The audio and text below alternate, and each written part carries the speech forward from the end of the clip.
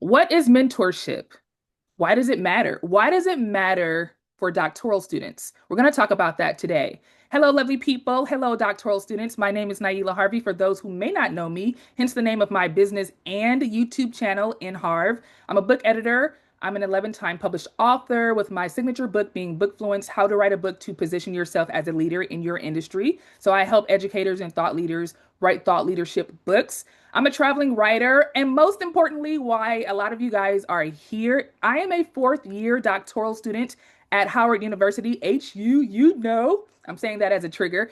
But yes, this is episode 5 of the Doctor of Education EDD series. Welcome. As you can see, it's looking a little different today. I have a special guest today, and let me say this before she introduces herself. You know the expression, some friends are for a reason, some are for a season, and some are for a lifetime? Y'all, this is my lifetime friend. Lifetime, okay? Lifetime friend. She is a practitioner. She is an advisor. She is a speaker. She's my speaking coach. Without further ado, Dr. Avery Atkinson, aka Dr. A, is in the building. Hi, friends. So yeah, that was my friendship intro. So feel free to add your street cred, let the people know who you are and what you do. Oh, thank you so much. First of all, why would you have me tear up at the beginning? What we didn't discuss that. Because you're my But friend. oh, well, thank you so much. I really do appreciate you taking time to, as the old seasoned saints would say, give me my flowers while I can smell them. I genuinely appreciate that. I think this day and age, in the time of influencers and everyone connecting for the point of getting ahead Mm, or connecting for escalation sake. mhm. I am so appreciative of authentic, genuine, and divine connection. I have, anytime you have called or asked or needed, there was never a question in my mind if there was an ulterior motive, if I'd have to guess how you were going to portray me later, if whatever we discussed was going to be discussed in the canon and in the context in which it was discussed. I've never had to worry about that Yeah, because of our authentic and divine connection. I never ever take that lightly. And as I jokingly say to you often, I will fight a bear in the bathroom for you. I mean it. same. I do mean that. Very quickly, you can check out all of my info if you like the longer bio at averyatkinson.com. But my name is Dr. Avery, excuse me, Reverend Doctor. I was Hello. chastised by my mentor just last week about that. Reverend Doctor Avery Atkinson, but literally everyone calls me Dr. A. I am a practitioner. Thank you for shouting that out. I'm a holistic wellness practitioner. The majority of my practice is within the medical setting as a medical chaplain. I'm also an international speaker and author. I also am a speaking coach. I work with organizations who have people who want to speak, and the organization wants to make sure that when they're speaking on behalf of the organization, they're speaking well. And I love my work. I love my work. I love my one-on-one clients. I love my patients. I genuinely am so thankful that I've been able to build a life that I love, doing things that I love with people that I genuinely love. Yes. Oh, that's perfect. Perfect. And Yeah. she's a recipient of an earned doctorate. Um, and I'm saying that without shade. It is without shade. Well, well. Without shade. I'm saying that to say she has gone through the process of a doctoral program and that academic rigor and like that just the ins and outs of school sacrificing, home sacrificing, trying to make the puzzles of the pieces work, like working and also seeing patients and also completing papers and all of that matters when it comes to like building up an academic. At least I think so. All of that matters. No shade to those who are honorary doctorates. I think that's lovely, especially if you donate to the schools that you're an honorary doctorate of. But I'm pointing that out to say Dr. A knows about the process of completing a program from start to finish and how that has a strong impact on your life, especially as a grown adult, and how that really helps you, how it like helps build character, I think. And one of the things that helped her that she advised me on was to have a mentor. And that's why we're talking about that today. If you are new here, new to this series, my Doctor of Ed series, I am shedding or shining light on different doctorates Outside of the PhD, I'm earning my Doctor of Education, which is my EDD. That is considered like a professional doctorate. It's also a research doctorate, but it's considered a professional doctorate. And then you have like Dr. A, Doctor of Ministry, right? DM, DMin. There you go. And then there are MD. Everybody knows the MD, JD, the Juris Doctor. There's so many professional doctorates. So I'm saying that to say there's diversity in education and diversity in higher ed, specifically when it comes to docs. And one thing that is universal, I think, is the access to mentorship. So we're going to talk about that today. The first episode, I just really talked about the Doctor of Education. The second episode, I talked about why I chose the EDD. The third episode in this series, I shared the difference between the PhD and the EDD. And the fourth episode, which was last week's episode, I shared the PhD versus other professional doctorates. And our two doctorates were in that number. And for today, episode 5, we're going to talk about mentorship, why it matters. I have my phone here, so I have my notes here, but I really want to get into what your definition is. Dr. A is, it's not funny calling you that because I'm gonna respect your grind. I want to just be like Avery. But Dr. A, what do you think mentorship, like in your words, what do you think that is? Jesus. That's an inside joke. Um, yeah, so before I answer, let me go backwards. I love that you're doing the series because as someone who, my doctorate is in ministry, so D-Min. I have so many funny stories about that. Maybe I'll tell one today. But in rooms, I am in both academic rooms with MDs, with specialists who are from everything from oncologists to infectious disease specialists, and they're all doctors, and all those doctors are different. And then there's also nurse practitioners who function as doctors, but not like the room of professional acumen can look different. The importance of understanding that fluidity. It's kind of like when we lived in Korea, right? And there were different honorific languages. I would not talk to my friend the same way that I would talk to the owner of the school. Literally, in how even we say, man, y'all, I can say that to a friend as opposed to, I say, oh, like the full bow and everything. Right.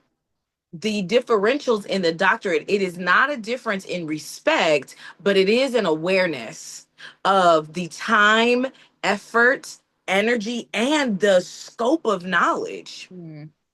I'm willing to admit this is a safe space. You always create safe spaces for me. Um, when I was biology pre-med, my plan was to go to medical school. In my mind, MD was at the top of the food chain Yep. in my mind, right? I was raised, you could be a doctor or a lawyer, like how we're raised in levels of expectation. I am so thankful for exposure.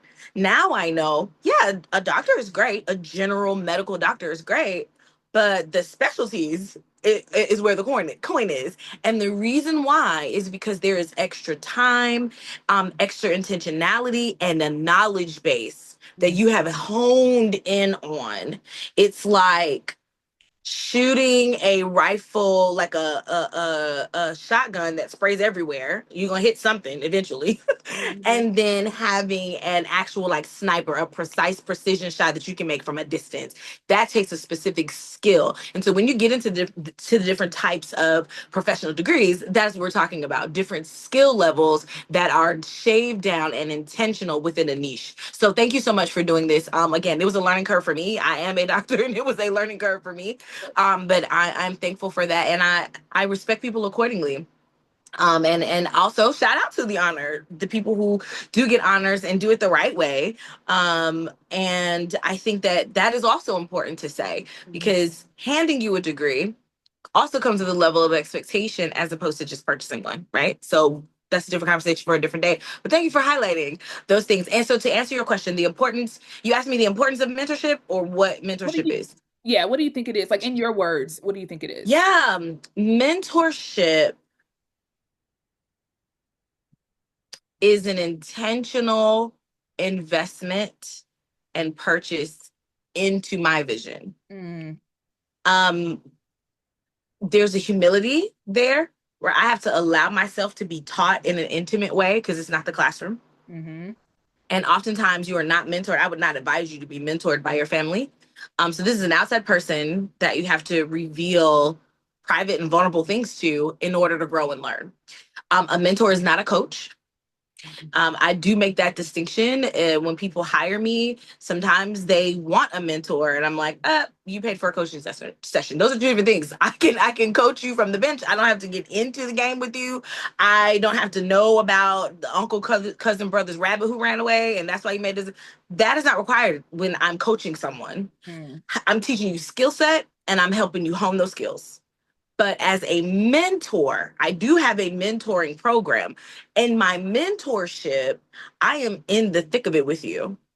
I do have space and I have time to, well, tell me about the rabbit. Why was the rabbit important? And now circle me back around to how that's affecting what your output as a business owner. Right. Help me get you where you trying to go. Help you. And so having that mentor, especially if you were in a doctoral program, it allows you to again invite someone to get into the thick of it with you so that you can get to your goal. Your goal is to graduate. Your goal is to become a doctor in whatever your niche market or whatever your field of expertise is in. That person, one, needs to have already been to where you're going. There's also that. So Mm. your peer cannot be your mentor.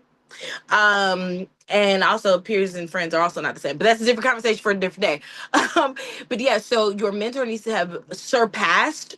I don't want you to be where I'm going. I want you to have surpassed where Mm. I'm trying to go. That's a requirement for me to consider you as a mentor. Um, you can, I know there's an open debate about it. You can have a mentor that is the same age as you. I personally prefer older mentors. I feel most comfortable with that. I'm sure it's probably due to my raising. I'm of the school you don't call grown-ups by their first name. I'm that school. So I do prefer an older mentor, again, who has surpassed where I'm going. But also, I don't want you to just have time in it. I want you to have success in it, That's good. something that I can emulate and something that you can hold my hand while I'm trying to build, even if I'm a trendsetter in that space. I still want someone who has a tried, true, and proven blueprint Mm. that they can pull from to get me to where I'm going. Again, even if I'm building the first blueprint to ever exist with whatever it is, which kind of was how my doctorate went. But yeah, so that's my take on that. And interesting enough, and I'll end with this, biblically, not to be extra seminarial here, but biblically, we see 12 different kinds of mentorship. So mentorship is not something that's new. It's not something that it's fresh and hot ticket. No, there has always been this idea of hierarchy of information, hierarchy of success, and the process in which to get there. So that's my Ooh, spiel. great spiel. I didn't even realize that. So that's awesome. So I think I know the answer to this. I know the answer to this, but for the audience, did you have a mentor in your doc program? And did you have it? I don't think I know this answer when you first started, or was it like later on throughout the program? Yes, I had a mentor out the gate, but I didn't know they were my mentor. I had someone who wanted to be my mentor, but was charging me to be my mentor. And I'm not saying that you shouldn't pay. Also, let me be clear on that. Because again, I have a mentorship program and it is definitely not free. But the oddity was the it was presented as, oh, this is amazing, I want to mentor you. And the mentorship was specific in my dissertation, so they wanted to mentor me to walk me up to completing my dissertation in a shorter amount of time. In which initially that conversation I was impressed. I was like, oh, this is great. And then as it kept going, I was like, oh wait, friend, we're not on the same page. I thought we were, but we're not. This is not a labor of love for you. Meanwhile, day one, my mentor saw me. Same scenario. Both of these people, I didn't approach either of them. Both of them approached me. But the mentor who is still yet my mentor today, he told me, he was like, I remember your introduction presentation, and I knew that you were special, and I knew that you were like a supernova, and I knew that on your entry back to Earth, you Mm. would need a guided landing. And I felt that I could do that for you. And he has surpassed that multiple times over. Mm. Do you think that mentorship, that does it always happen like in your case where they seek you out, or is it something where someone can seek out a mentor? Is that a thing that you recommend? Yeah, I think it depends on the situation. I don't think there's a right or wrong way to have influence, because that's what we're talking about. We're talking Yeah, about access of influence.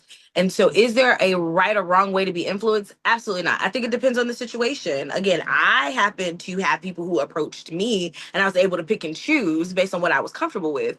But also, if you are building, and this goes for school, this goes for business, if you are building, matter of fact, this goes for life, because I also think, and you and I have talked about this, ad nauseum, how we will not marry people, we will not be connected to people who do not have a mentor. There's nobody speaking into your life. right. There's no one that can give an account for you, right? So in that mentorship, I don't think there's a right or wrong way. If you see someone who is living a portion of your life that you want to manifest, Yeah, in order to manifest, why would you not get a mentor? Because also, again, as I said earlier, it's an investment in self. That mentor is going to shrink time for you. Literally, you're buying yourself time. You're not. They're going to help you not make the mistakes that they did. You're going to get to the end goal faster. They sometimes mentors. I literally, and this is not. I had a mentor in my doctoral program. I've had mentors my whole life, and some of my mentors have said, "Hey, I know for a fact that that person or that business is not a good look. It looks really pretty on the outside, but take my word for it." And now that person, they've never said it openly. There was never any beef online. They've always been cordial, but that insight yeah. saved me heartache, money, and time. So yeah, mentors are like having the cheat code. And so if you see somebody who's winning at X jump XBB, babes, get them to Yes, teach you how to get the high score. yes. Definitely go after it. And then sometimes, like I said, someone will see you playing in the arcade and say, "Hey, I can help you level up your score," and Ooh, that's also beautiful. love that analogy. Mentors are like the cheat code. They are the cheat code. Yes. Love that. Um, I want to know about like specifically with your doc program. Hmm. Do you, or how would you describe the role of mentorship in shaping your academic and professional development, like as a doc student specifically? Yeah. The influence is also external. So my mentor has put me in connection with people that I would not. So they didn't just influence me to make decisions. They used their influence on my behalf. Because they could vouch for me, because there's an intimacy there. Again, a mentor is not a coach. So there's an intimacy there that allowed them to say, "Hey, you need this person in your corner. She's going to get you to where you're going. And you need to be in this person's sphere, because doing this internship, doing this whatever is going to put you on the platform that can get you to where you're going," right? So everybody's winning. I'm sorry, I'm losing earrings. I must be talking good. Yeah. So mentors allow you to kind of have that points of influence. And academically speaking, when you are researching, man, I could, yes, when you are researching, it is the wisdom of your mentor that will get you over the hump and the hurdle, but also can say, "Hey, there's a cliff that you are going full speed ahead." Because, see, when you're in a doctoral program, to me anyway, my experience, everything felt slow. It felt like I was reading the longest books ever. I was reading the longest articles ever. Yes. I felt like, I had this 30-page paper and I just could not get past page 15. Like everything just felt slow, which is a lot for me. As you guys can tell, I talk fast because I'm neurodivergent. I move fast. I do fast things. I am used to being at the top of the food chain academically. School's never been a hard thing. Baby, this this doctoral program, humility. The Lord was like, "Oh, I love that you think you're smart. Let me help you." So, but that mentor will again be able to help you kind of steer that ship, because as smart as I was, I had never been a doctoral student before. And I will take this moment and this pause to say, give yourself some grace. The mentor will help you deal with the places that you need to receive grace. I had to have grace with myself, that also I didn't go straight through, because obviously you and I went gallivanting overseas for years. So Yes. I didn't go straight into the doctoral program. I was overseas, I was building business. And so this was a what do they call it? Adult learner, Right. right? Like I Right. wasn't fresh out of undergrad. And so I again had to grace myself. And my mentor was able to say, "Hey, let's get these things submitted, let's get these things done, because done is better than perfect." Because I was Yeah. And again, it can also help you prevent those pitfalls of wasted time. You do not want to waste your time, especially in a doctoral program. It's like there's leadway for you to take your time, but also it's like, babes, 5 years? It's a minute. It's a minute for a doctoral program. So yeah, utilize your mentor. I love everything that you're saying, especially when it comes to adult learners, because a lot of us, especially those who are watching this channel, from what I've learned in the comments and Mhm. from my social media pages, you guys are also taking breaks in between living life, being adults, and then going back to school to either help you in your career or maybe it's just a personal goal, what have you, whatever the Mhm. case is. It's a beautiful case because like you're building yourself professionally and academically, etc. But sometimes there is, I'll speak for myself, there is shame with being older in the classroom because it's like, oh shoot, I should have just went straight through, and just been done with school. But I love that you Mhm. said give yourself grace, and a mentor will help you give yourself grace too, because the grace is needed. It's hard. It is hard. As I'm currently in it, I'm just like, what the heck did I do? Why would I do this? I went back to school at 38, 37, 37, 38. What? I didn't have to, but it was a choice that I made to further my career, to also further myself. And I'm not regretful of the decision, but I'm just like, I am now starting to allow myself to just breathe and give myself Mhm. grace for inviting this responsibility into my life. And thank you for that because you need that grace. You need it. Mhm. Yes, and I will also say grace yields to wisdom, Mm, right? So when we're gracing ourselves, you should walk away from that space of grace with wisdom. And one of the gems of wisdom that I picked up was, yes, I did again, Naila, excuse me, Dr. Harvey loading. yes, And we spent years in Korea living our best life, honey. Iconic time, okay? Enjoyed living it up overseas. That's another video for another day. We had a blast, okay? Um, but yes, that waylaid our doctoral experience. However, I'm bringing all of the time in between into my papers. I brought rather the time in between into my presentations when I'm speaking about a global goddess because I lived it and I met him myself. that's good. You know what I mean? Whereas a younger person, yes, they're younger, but they're having to find, research, and regurgitate. We are finding, researching, and implementing and incorporating and infusing what we're putting out, which is oftentimes, and this again, no shade, this is not ageism uno reverse, but I'm just saying, when you look at adult learners and the papers that they turn in, it is more dense. And I don't mean paper wise, I mean information wise, because their view Yeah. has been layered with years of experience. There is a difference between the two. And so, yeah, I realized I was right on time for what I needed to be doing. And the grace was I'm not late. Yes. I've arrived. Those are two different things. And so whenever I felt overwhelmed, like, ooh, child, because I had a spa at the time. I've since then sold it, but I was a full-time entrepreneur, like a brick and mortar spa that I was going to, as well as going to school. So I had patients, I had, a lot of things on my plate. But yeah, I had arrived. I had arrived at the divine and appointed time. Mm. Um, and I will say, because, I'm unapologetically churchy. I'm a church kid. I'm a tall church kid. And I say because I'm 4'11". But in this room, for example, in one of my classrooms, my classmate came in with a cane and a limp and all the things, and we were doing a Calvinist dissection, right, of this particular text, and she just couldn't even participate. She was in so much pain. That Holy Ghost was like, hey, friends, we have things to do today. And it's not class. Got on my hands and knees and prayed for her. And she walked out without a cane, Mm. like tears in her face, praising God. She, first of all, had never experienced healing in that way.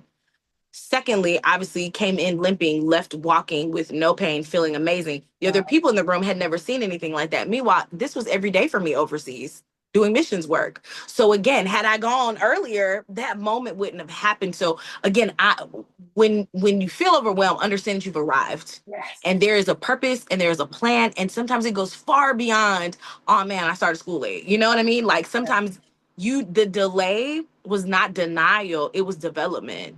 And Yes. so now you've arrived. And so now let's get it. Let's do what we gotta do. No, party can start. I'm here. I'm here, Yes. everyone. That was for me. Mm, For whoever's listening, God bless you. But that was for me. And I'm not gonna cry. We're gonna move on because I feel the tears. So last question, we're gonna close out. I gotta go cry mhm, in my private time. But what advice would mhm, you give to doctoral students seeking to build meaningful and productive mentorship relationships? Like, what are three steps or three mm. qualities in a mentor that they can look into as they're building out that relationship? Yeah, so I want to build on the three things I said earlier when we first started about what a mentor is. So with that definition and framework, when finding someone who, again, one is more successful than where you're trying to go, are they arrogant about their journey? Because an arrogant mentor can truly have a regressive effect on you. If you've had to, like me, I've had to work through things to become confident in most things.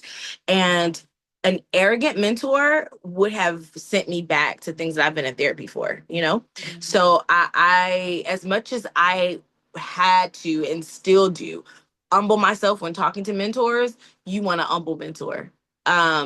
Two, because it also there's no room for your big head and mine. You can't Hello. pump me up because your head is taking up all the space. So, two, and again, I don't want you to just have been in it. I want you to have been successful in it. Are they a good teacher? Hmm. Because you can have, and if you're in the doctoral program, I am sure that you have had teachers who know the knowledge but cannot teach you what they know, so you Yep. end up teaching yourself, reading at home chapters ahead, so you have your questions and things written out to ask them in class because they haven't taught you anything, right? So your mentor should not send you down a path of secondary learning. They should be a primary teaching teacher learning experience. And then last but not least, I would say listen more than you talk. Okay. Yep. Yeah, which for me is hard, as y'all can see.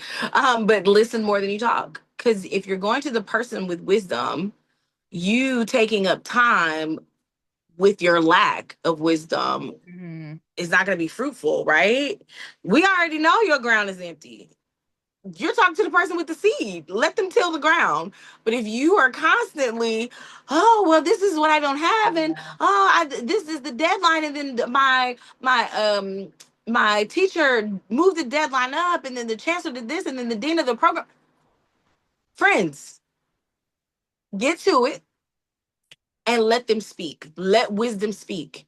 When you let wisdom speak, you'll get your instructions, you'll get directions, and you literally will become the embodiment of Habakkuk 2. Mm. Right? The vision make it plain. They that see it will run, right? Many of us, and even in our doctoral programs, we get stuck in our papers because we don't have a clear vision. So God can't send you to folks to run and help you and get you to where you're going because you have not made plain what it is you're trying to do. Yes. So when you talk to your mentor, allow wisdom to speak. Hey, I'm stuck on this part of the paper.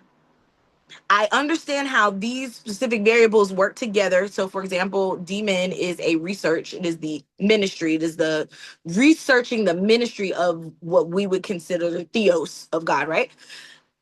That's different than the PhD or THD, which would be theology specifically. Right. Those are for like your preachers are going to be sedentary, they're going to be in their churches.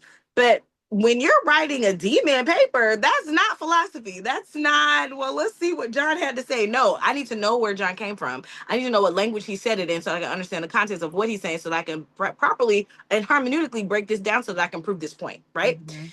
If that's part of my paper and I'm stuck, I can't spend 20 minutes talking about how John doesn't make sense to me. Right. I need to say, hey, I need to explain how John was a precursor and necessary for the ministry of Christ. I'm stuck on this. I have the timeline, but I'm not sure how to put this together as a full thought so that it flows. And then shut up. And then let your mentor tell you. Because and again, I'm saying these things from things that I've learned. I found myself initially and this probably is one of the things about the character of the mentor, because my mentor wasn't arrogant. I was trying to prove myself at the Mm-hmm. beginning that Mm-hmm. I was worthy of their mentorship, of his mentorship, because he's a really big deal in the space. And I was over explaining, and yes, because I understand that John does this. Da, da, da. Girl, Mm-hmm. stop the performance. You don't know. You're talking to this person because you don't know. Yep. You have never been a doctoral student before.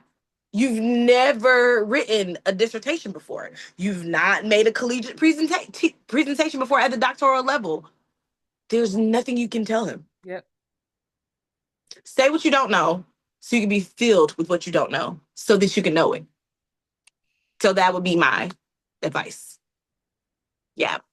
I love it and I love you. And I feel so, Thank so you. encouraged right now. I'm really holding back tears, like honestly. I know my voice is probably shaking right now, but that's because, like, bro, the ups and downs, the emotional roller coaster that a doc program will take you through, um, it's sometimes it can be a lot.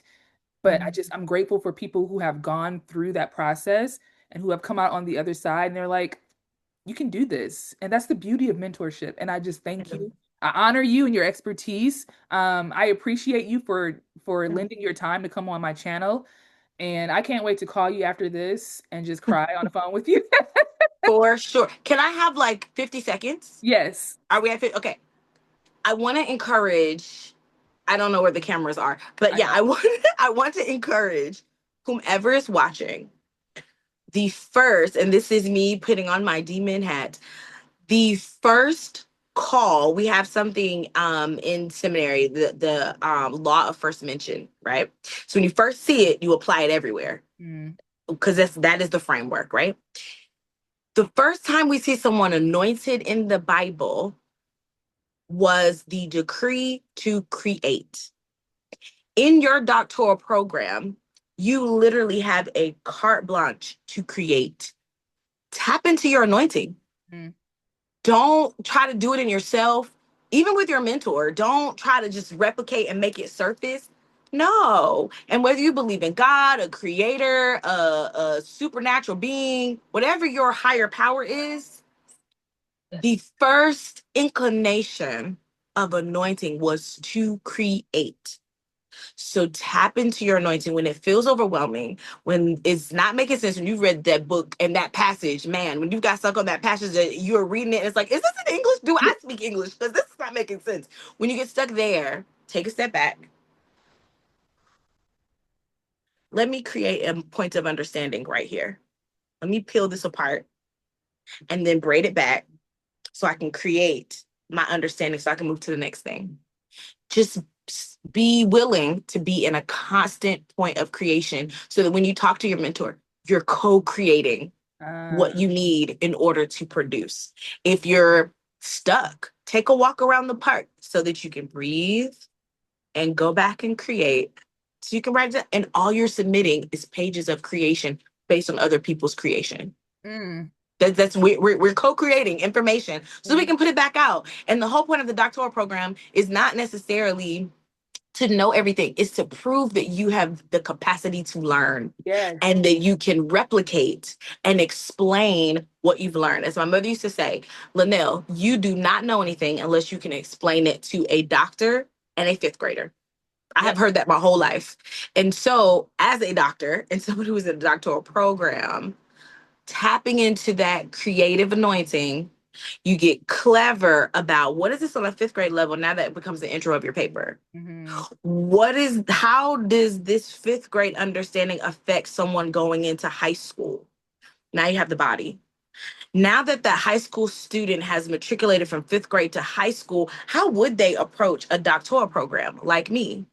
Oh, well, they could do this. And so if they could do this, they would need these resource pieces. Now you've got your work cited. Now you've got some support to the meat of what you said. And now you can start citing works. You see what I'm saying? So just take your time. You're a creator. The creator created you, and the first anointing he gave you and the first permission he gave you was to create. So go do that. And if it gets overwhelming, just remember that you're your creator's kid. Go create something. Ladies and gentlemen, I give you Dr. A. Once again, can you share your website, social media, your services? I feel like after watching this, there are going to be a lot of people coming your way. And yeah, let them know where they can find you. So my website is averyatkinson.com. You can talk to me directly. Hello at averyatkinson.com. I'm across all social media at Lady A Global. I am the owner of A2G Wellness. I am a holistic wellness practitioner. I am a medical chaplain. I am an international speaker and author. I do mentor leaders who want to be spiritually sound in their servant leadership. And we dig into it. I do classes. My classes, I think classes are my favorite because people are just like, I want to know what you know. And I'm like, yes, I want to Yeah. tell you what I know. So I love that. I get to dig into my teacher bag. But yeah, so I do classes seasonally. I also do safe spaces for healing for people who have been affected, hurt, or seeking spiritual understanding. So it's called Eden Communion. And a lot of people, there are a lot of things that are happening in our world today, and it has disenfranchised a lot of people who grew up in church. They grew up at some of the churches Yeah. that they feel disconnected from, and there's a grief that's there, and there's a disappointment that's there. And so I hold sacred and safe space for people to find a digital oasis in the midst of all this chaos. And so we do those monthly. So yeah, that's what I do. So you can find me at any of those things. So I'm at the hospital, I'm in somebody's pulpit, I'm doing a retreat or a workshop, or I'm online, creating a safe space for people to heal and be well. That's my friend, y'all. And that's my boo thing. Hi, boo thing. Guys, I love you. Thank you for tuning in to episode 5 of the Doctor of Education EDD series. If you have not subscribed to my channel, I would appreciate it if you do. And if you feel that someone can benefit from this conversation, please share it. Please share Absolutely. it out. Give it a thumbs up, a like, and I will catch you in the next episode next week. Thank you for tuning in, and bye, everyone. Bye.